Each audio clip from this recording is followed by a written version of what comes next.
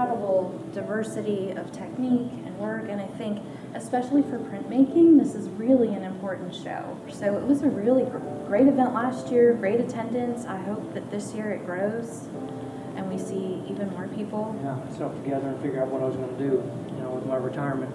And I knew quite a few printmakers, and I decided to try and get them together as a group and do some portfolio exchanges. And consequently, we ended up doing 2 over about 4 years. And through that endeavor, we got a pretty neat group of printmakers, and it seemed like an appropriate time to try and organize ourselves to be an official group. First of all, I want to talk a little bit about Idea Creation Studios, the studio space in Taiwan. They came about, I think they founded in 2012. So that shop starts from volunteer basis too, few of them, and now there are about 30 people. And the technique is quite unique because in Asia, their calligraph has a certain character, especially in Taiwan. Several of our calligraph artists in Taiwan that have that very fluid strokes, very calligraph-like strokes. Sands has a really different texture than compared to papers, or in this case glue that's very flowy. So you collage, you combine several different textures and material, collage them, create one plate. And calligraph is a part of the intaglio process. Intaglio, instead of getting inks on the surface, calligraph getting inks from the bottom where the groove is. Like you were saying, it's unlike a woodcut, which is on the surface.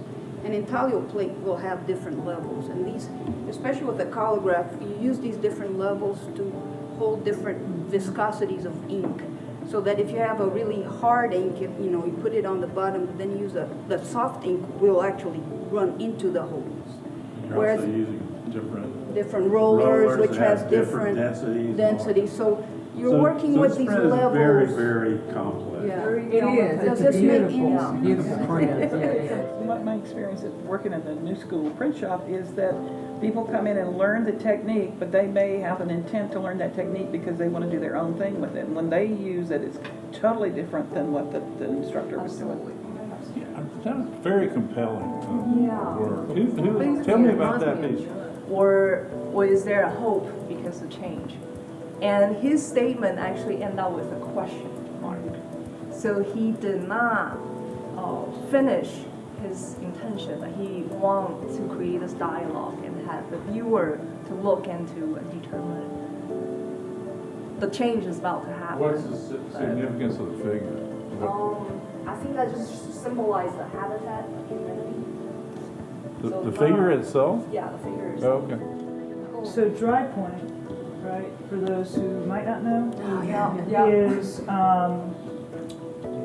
sometimes it's done on metal, sometimes it's done on plexiglass. No wet, hard ground put on the plate first, which is an acid resist, nor is there any wet acid bath that the plate is put into. So it's a completely dry process in the case that you're just drawing directly onto the plate with something that scratches into it.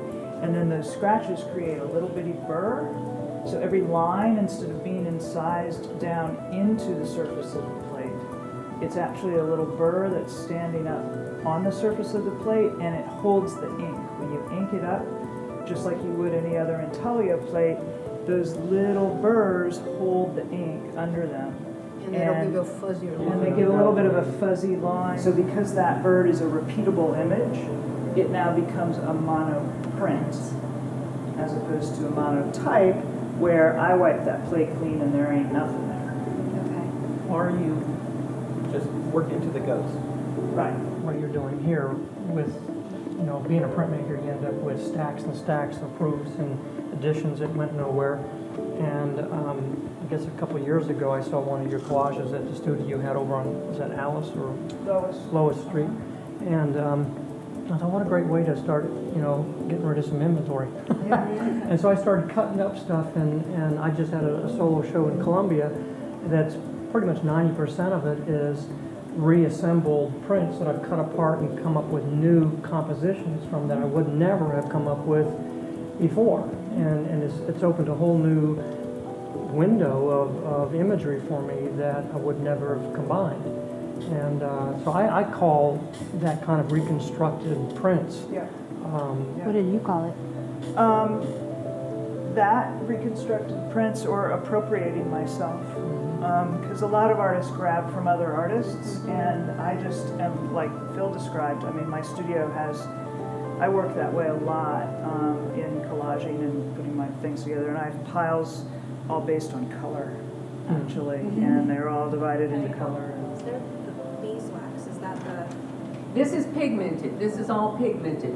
It has beeswax with pigment in it, so that's why you see the color. If you just use the beeswax, you just get the translucence of the paper. But this has pigment in it. Well, is it?